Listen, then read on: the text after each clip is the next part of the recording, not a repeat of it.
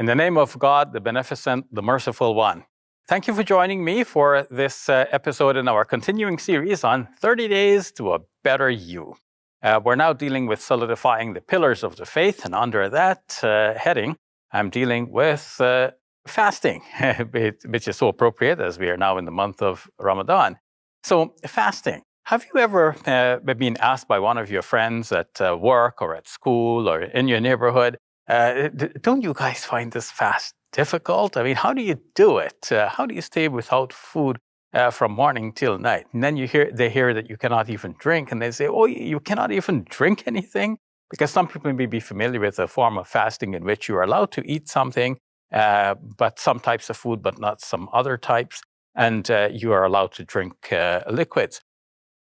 But the Muslim fast is a medium-type fast, where it is not like the dry fast, where you cannot even wash your mouth. And on the other hand, it is not that more liberal fast, where you're allowed to eat or drink something. So a total abstinence from food and drink from morning till evening. How do you do it? And do you yourself find it arduous to fast? Well, what if you can get to the point where you find the fasting itself delicious, where you do enjoy the fast? Is that even possible? Well, yes, and let's see how. First, why is it important that we develop this attitude of finding the fast enjoyable to do? It is important because we're going to spend one whole month every year for the rest of our lives, God willing, observing this fast. So we want it to be something that's going to be enjoyable for us, not something that is arduous or, looks like, oh man, here comes Ramadan again. And interestingly, for Muslims who are devout and who continue to fast year after year, it's not, oh man, here comes Ramadan again, but, oh God, please bring us Ramadan.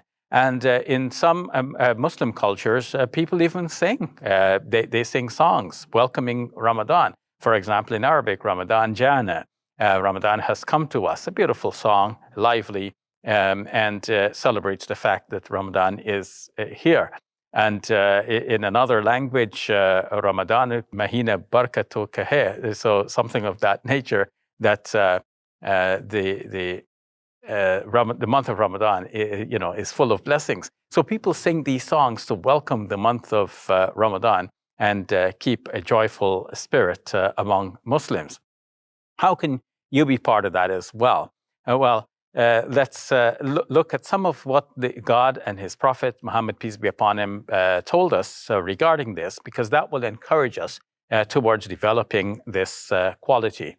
In the Quran, God tells us that fasting has been prescribed for us as it was prescribed for those before us. Surah 2, verse 183. That is an encouragement in letting us know that we are not singled out as Muslims just for this fast. People before us were given instructions to fast as well. And indeed, in the world's religions, we see that fasting is quite prominent as a discipline, as a way of drawing close to God. The Quran as well, in the same vein, in the 186th verse of the second chapter, tells us, وَإِذَا سَأَلَكَ عِبَادِي عَنِّي فَإِنِّي قَرِيبٌ. When my servants ask you about me, say I'm close. Now, the connection between this verse and the verses that preceded it and follows it, which are all about fasting, it is to show that when we are fasting for the sake of God, we actually draw close to God. Because when we're fasting, it is only between us and God. Only God knows that we are really, truly fasting for His sake. People around us may see that we're not eating or drinking, but they don't know if we're really observing that even in our private moments. But it's between us and God that we are really observing the fast for His sake. And when we develop that closeness to God, we can understand the hadith, a reported saying of our Prophet Muhammad, peace be upon him, where he says that God said that as-sawmu li wa ana ajzi bih, the fasting is for me and I will give the reward for it. And moreover, the same narrative says that there will be two moments of joy for the fasting person. One is at the time of meeting his Lord, which will eventually happen. And the other is at the time of breaking the fast. So at the time of breaking the fast, one feels this joy. After this whole day of abstinence, one feels this joy of the nourishment entering one's system. But there's also the phenomenon that Muslims, year after year, are not only welcoming Ramadan, but they're fasting voluntarily outside of the month of Ramadan. Why are they fasting voluntarily? Because they have come to enjoy this taste of fasting. They have developed this quality, and they're enjoying it. Even some Muslims who are exempt from fasting during Ramadan for various reasons, and nevertheless still want to share in that joy of Ramadan, and they fast during the month of Ramadan anyway, though they're not required to do so. So how can we develop this quality ourselves? Well, one tip is to fast outside of the month of Ramadan. So when Ramadan is over, don't think that fasting is over.